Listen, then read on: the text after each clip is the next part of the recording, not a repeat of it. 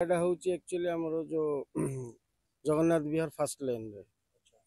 तो एमती अनेक थर से आगुरी करिसंती गाड़ी जो माने रखंती से हैरान करंती ये करंती होची तार देखो गाड़ी पत्र आसे रहिले से आगुरी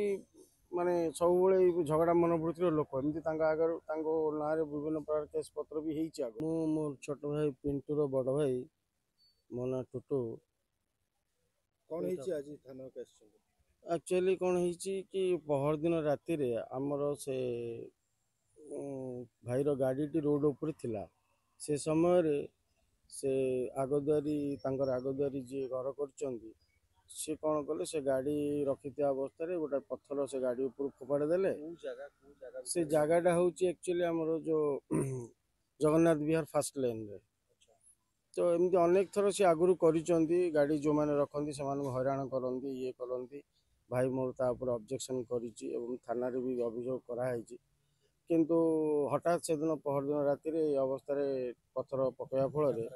हाँ पथर पकड़ा फल कौन हो आमर से छोट भाई जाकि ऑब्जेक्शन कला कहीं पथर पकाउछन ये कर से घाटिकी अंचल किसी दुर्बृत्त लोक डाकी से गोटे गंडगोल सृष्टि कले या फल सान भाई आमर से पिंटू सान भाई सी जा थाना भरतपुर थाना अभियोग करने फल पुलिस आसिले से पुलिस भी नहीं गले तापर कौन होती गत तार परदिन सकाल आमर आ गए छोट भाई से ऑफिस रे रुहे सी आसुवा समय सिटी वोमेन्स कॉलेज छकरे दुर्बृत्त मान द्वारा आक्रमण मरणात्मक आक्रमण कर बर्तमान गोटे प्राइवेट हॉस्पिटल चिकित्साधीन अच्छा एवं सी सब एमती से घर काम आरंभ ये सब कार्यक्रम लिप्त था तेणु आउ गोटे से सान भाई सीटे रोचे तार देखो गाड़ी पत्र आसे रहिले सी आगुरी माने सब बेले झगड़ा मन पड़ुथिर लोक एमती आगर ना विभिन्न प्रकार केस पत्र भी हेची आगुरी तो ये भाईटी मोर से सब माने घरटा करिछि तार देह माने से बोधे से तार भल देखि पाना दृष्टि ये सब प्रकार दुर्बृत्त मान आनी से विभिन्न प्रकार कार्यकलाप ये कर हैरान कर तेणु जेहेतु से अर छोट भाईटा को मरणात्मक माड़ देती सी बर्तमान से जो प्राइवेट हॉस्पिटल चिकित्साधीन अवस्था अच्छी भारी तार अवस्था दयनीय या नहीं खंडगिरी थाना भी गोटे रिपोर्ट दिखाई माने एफआईआर दिखाई किंतु एपर्यंत किसी कार्यानुष्ठान ग्रहण कराइनि तेणु आम अनुरोध करुचु या कार्यानुष्ठान ग्रहण करमती आगक न हो जो विवाद लगी रही लगी रही विवाद देखु एमती तो ना प्राय अनेक समय से आसिक एमती हैरान करती सब आम जब जन भाई सब कह या ये कर विभिन्न समय टेका पथर मारती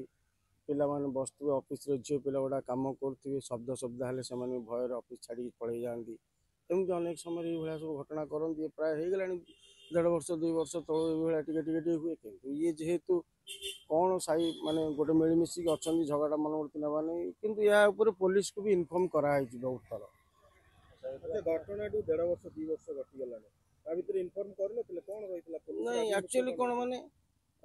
कथा हूँ कौन पुलिस देखो एमती जे झगड़ा झांटी तो केवे ही नथिला से एमती हैरान करती हाँ आम तो गोटे जगार रोचे सी किसी ये करती एमती बेले बेले कहती हाँ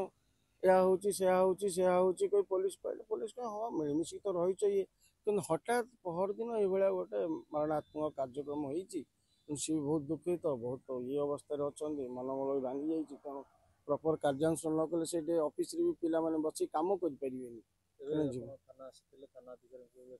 हाँ सानादी भरतपुर थाना दिखाई से दिन ही दिखाई आमर ये कौन खंडगिरी थाना भी एफआईआर दिखाई जेहेतु सी बर्तमान हॉस्पिटल चिकित्साधीन अच्छी छोट भाई त्रिलोचन थाना सी भी सब रुहे से ऑफिस रे थाना अधिकारी कहते आम यहाँ इनक्वारी करके कार्यानुष्ठान ग्रहण करूँ आम आईन उपर विश्वास अच्छी निश्चय सी करेंगे आम विश्वास करुचु ये जो दुर्बृत्त माने कहले आक्रमण करूछंती आपण केम जानले जे सही लोक ही एतक करउछंती सही सपोर्ट आडू आसी सी झगड़ा निजे करइछंती ना आसी की से निजे आसी पाटितुंड करिछंती सामना सामनी होगी भाई भी ताऊ कहिछि रिक्वेस्ट करी जे हां हमर एटे लोक आछंती जिबे तो आपण साई पड़िसा रहउचे सहयोग मन तो चलिया पई अनुरोध भी करछंती किंतु से कोनोसी न सुनी हठात आक्रमण करिछंती जनगु तापर अन्य जगह रे पिलांगु आनी कि आक्रमण करिया एटा गोटे ठीक नुई ନେତାଜୀ କହିବା ତାଙ୍କର ଉଦ୍ଦେଶ୍ୟ କ'ଣ? ମୁଖ୍ୟତଃ ଆକ୍ରମଣ କରିବାର ଉଦ୍ଦେଶ୍ୟଟା କ'ଣ? ଜଣଙ୍କର ଉଦ୍ଦେଶ୍ୟ ଥାଏ, ତାଙ୍କର ଉଦ୍ଦେଶ୍ୟ ଦେଖନ୍ତୁ ଉଦ୍ଦେଶ୍ୟ ତାଙ୍କରି ମାନସିକତା କ'ଣ ସେଇଟା ଆମେ ତ ପଢ଼ିପାରିବୁନି ନା। କିନ୍ତୁ ସିଏ ହଉଥିବ ମାନେ ସବୁବେଳେ ଆକ୍ରୋଶମୂଳକ ହଉଛନ୍ତି କ'ଣ ପାଇଁ?